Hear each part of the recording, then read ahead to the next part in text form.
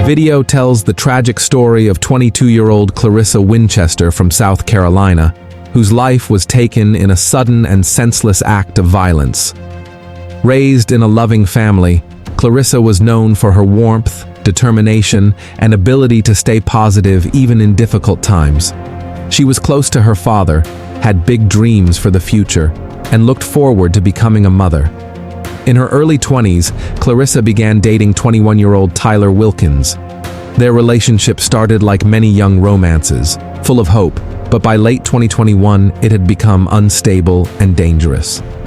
On December 2, 2021, Clarissa and her father went to the Sawmill Road residence she shared with Tyler so she could collect her belongings. Instead, Tyler pulled out a gun and fired at them. No one was hurt, but the incident exposed the growing danger. Tyler was arrested and charged with attempted murder, domestic violence, and possession of a firearm during a violent crime.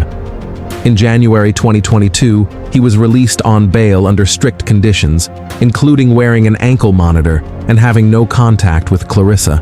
For a time, it seemed Clarissa was moving forward, but by mid-2022, despite the no-contact order, she and Tyler reunited.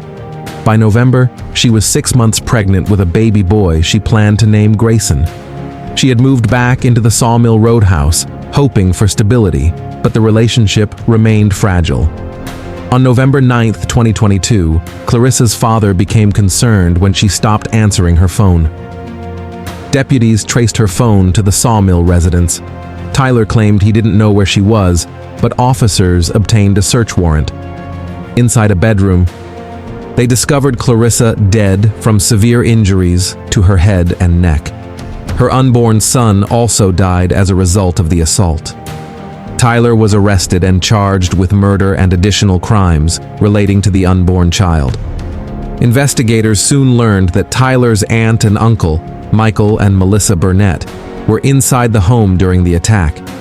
Arrest warrants stated they heard Clarissa's screams for roughly 2 hours, but failed to intervene or call authorities. They were later charged as accessories after the fact. By September 2024, the case reached a turning point. Tyler pleaded guilty to murder, first-degree assault, and possessing a weapon during a violent crime. He was sentenced to 45 years in prison. While the sentence delivered justice, it could never restore what Clarissa's family lost: a daughter, friend, and soon-to-be mother. But Tyler's violence had a deeper history. The video then shifts to another tragedy linked to him: the disappearance of 19-year-old Jordan Nibbelink. Jordan vanished on October 10, 2020, after her car broke down near Old Whitehorse Road. She called Tyler, her ex-boyfriend, for help. That was the last time anyone heard from her. Her abandoned car was found, but Jordan was gone. Despite extensive searches, interviews, and national attention through the show. In Pursuit with John Walsh, the case grew cold. Mary Tucker, Jordan's stepmother, never stopped searching for answers. Jordan had been rebuilding her life, working at Hardee's and reconnecting with family. Running away made no sense to those who knew her. From the beginning, Tyler's vague explanations raised suspicion. But with no body and no physical evidence, the investigation stalled.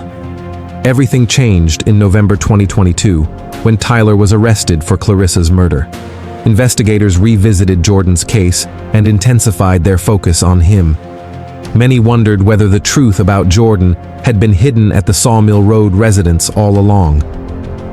Finally, in April 2025, after years of unanswered questions, Tyler confessed from prison that he had stabbed and killed Jordan on October 10, 2020. His confession confirmed what many had long feared. However, he refused to reveal where he hid her body, leaving her family without the closure they desperately needed. Authorities renewed searches around areas tied to Tyler, hoping to finally bring Jordan home. For Mary, the confession was both devastating and clarifying. She learned what happened to her daughter, yet still had no remains to lay to rest. Sheriff Hobart Lewis vowed that the investigation would continue until Jordan is found.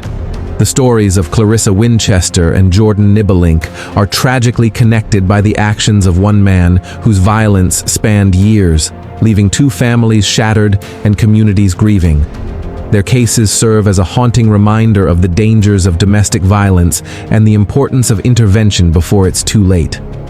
If you found this case compelling, don't forget to like and subscribe. We post new crime case stories every night.